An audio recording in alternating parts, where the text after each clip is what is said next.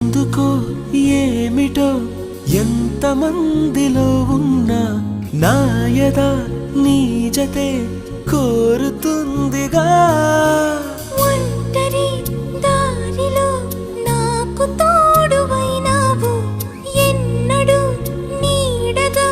వెంట ఉండవా అరే కలలే నిజమైనాయి కనులే ఒకటై కలిపేస్తూ నీ చేయి అడుగే చిందయ్యి మన స్నేహాలు సావాసాలు కలకాలాలకు కథ కావాలి